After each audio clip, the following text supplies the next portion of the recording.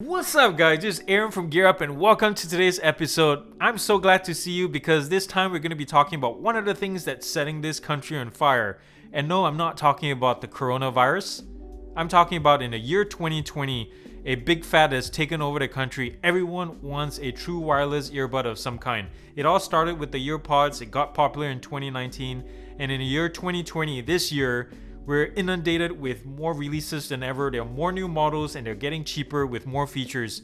But today we're going to review the top of the line, which is the Sony WF-1000XM3s. Another mouthful of a name. Henceforth, I'm just going to call them the XM3s in this video. But are they still at the top of the game? Or not? Let's find out after these messages.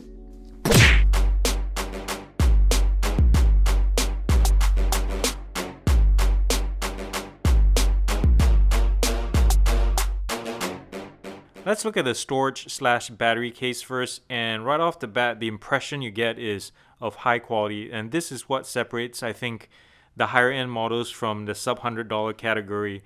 The rubber on the outside, or the plastic for that matter, is a really soft touch. You can't really tell on the screen, but when you touch it, it feels nice and soft, and it's not slippery, not a fingerprint magnet. It has USB-C charging at the bottom. Unfortunately, it doesn't sit flat on the table, so you have to do this on the side. The lid, the rose gold lid, is a really nice touch, nice quality, and it pops open with conviction, and so does it when it shuts. The LED lighting is really spot on too. All the other makers like AirPod Pros have a little dinky light right here, and all the imitators, but this thing has extra special lighting that makes it stand out. And look, it has a face on it too. If you can squint, you can make a face out of this. Big eyebrows, such. With the earbuds removed, you'll see the charging pins and the magnets that hold them in place, and they're really strong. Let me put this back in real quick and flip it upside down, and I'm going to shake this really rigorously. Doesn't want to come off, and actually taking them off is just a matter of sliding your thumb underneath and popping them off, and out they come. So easy. Now this also has color coding for your left and right earpieces, and that's really about it with the case. Let's move on to the earbuds. Nope, that's not it. I also messed up and forgot to say there's NFC pairing right here. In my hand here is the left earpiece, and on its side you can see it's really nice and low profile. And in fact, once it's seated properly in your ear canal, it doesn't protrude out very much at all. So it's really nice and discreet if that's your kind of thing. In terms of build quality and materials, this thing is spot on. It's nice and light, but really well put together. And probably the material is the same, the plastics is the same as the battery/storage case. It is very smooth but not slippery. There's a nice matte look to it and doesn't gather fingerprints very easily at all. Do you see this? This is Sony's implementation of touch controls. Other manufacturers have it on the whole surface area, or in Apple's case on their little stock. But Sony's, I think, is smart because they have this in this little indentation right here where your finger would naturally fall if you're wearing it on your ear. You don't have to be hunting around for it. So I really like that part. This little hole right here is the microphone for the ANC, or active noise control, as well as your phone calls.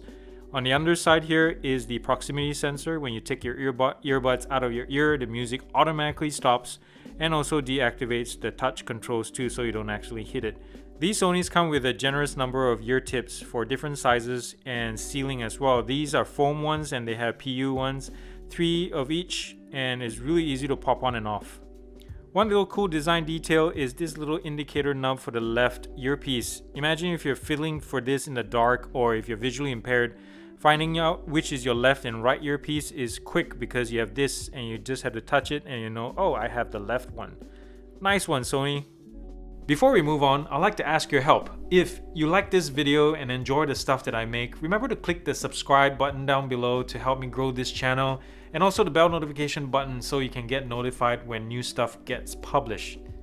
Back to the program. These XM3s run $200 to $230 a pop, and yes, it puts them right up there in the premium true wireless headset arena, along with the Apple AirPod Pros, and maybe closely behind the Amazon Echo Buds, and maybe the Jabra 67T and 75T. But with the Sony, Apple, and Echo, they all have active noise cancellation, and that's really what sets them apart from the sub $100 category where most of the earbuds now lie.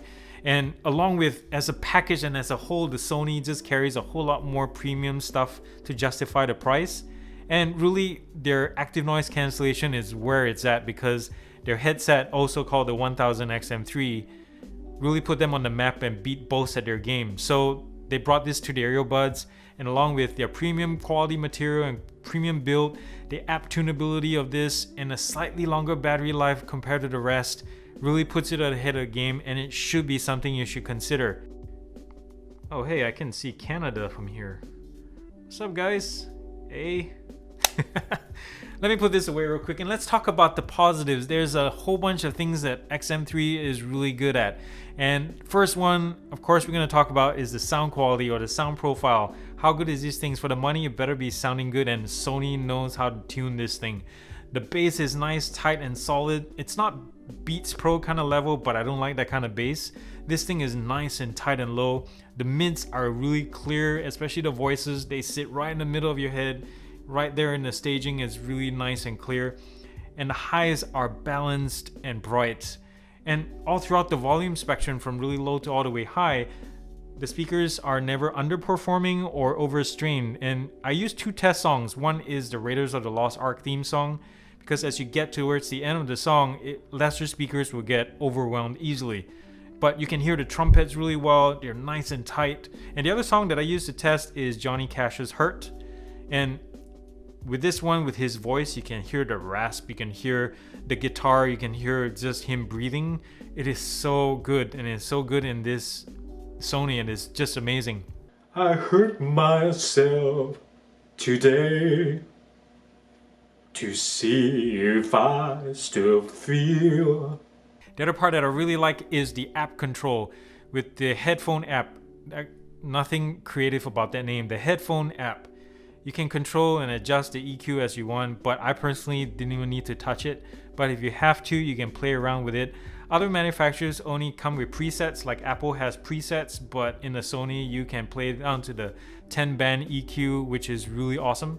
You can also turn on adaptive noise cancellation, which what it means is once you turn it on, you can walk around and the headphones will decide whether there's someone talking to you and turn off noise cancellation and things like that, and turn it back on when you don't need it, when you need it. And another feature you can do with the app is reassign all the gesture buttons and the functions. And so one of the things that they introduced, which wasn't available at launch, is to do volume control, and everyone's been asking for it, and now Sony has it. So it's really cool. You can change the noise cancellation button to, say you want to activate Google Assistant or Siri or anything like that, or you want to change the play pause button to volume control or things like that. So it is really customizable like that. The active noise cancellation, it's really good.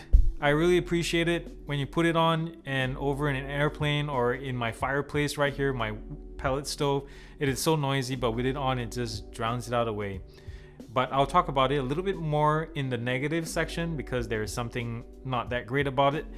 Another cool function that I really enjoy is the auto off function because of the proximity sensor built into your earbuds. When you take them off, it turns the whole thing off to save battery and also stops play. And the other thing it also does, it turns off the gestures. But one thing cool is once you put it back on, it starts back up again. The moment it feels like something close, like it's close to your skin, it will start back up again. So that's really nice.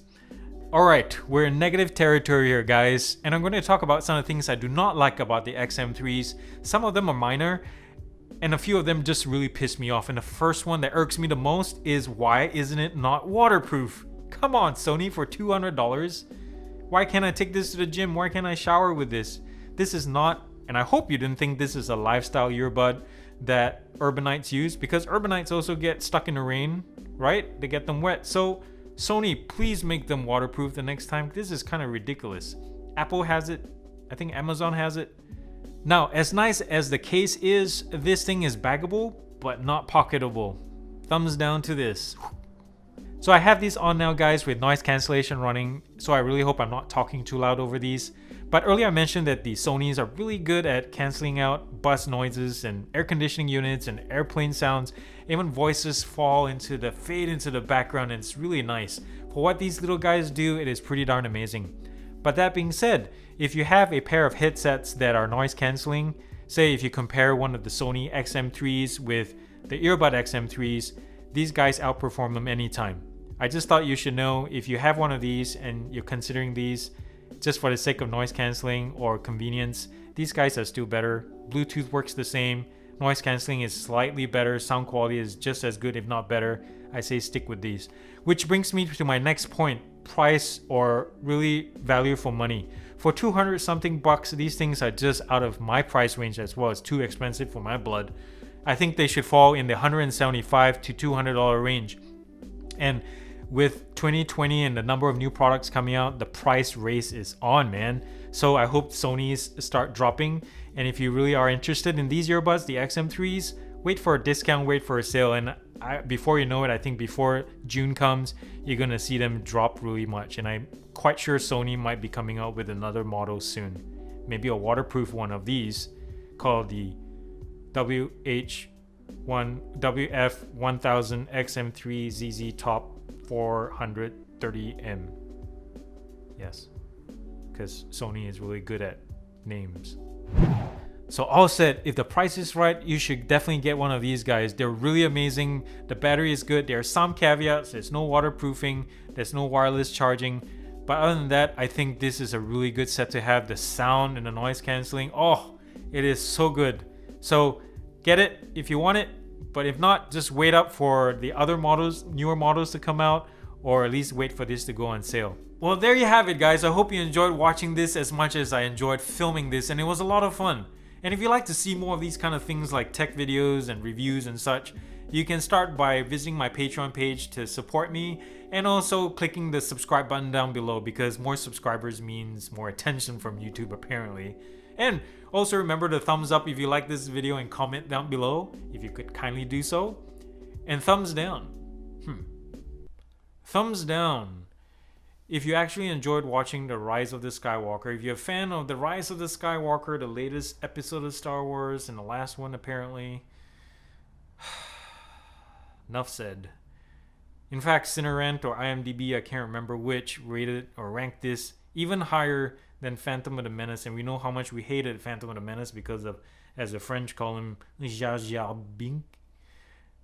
But even Rise of the Skywalker is lower than that, so thumbs down to you for liking that episode. Yes. Palpatine alive again. Anyways, that's all I got. Thank you so much, guys, for watching. I really love you all. Have a good week. Have a good day, and really help out someone in need. Please do something good for the world, and the world will be a better place for everyone. Thank you again. Until the next time, peace.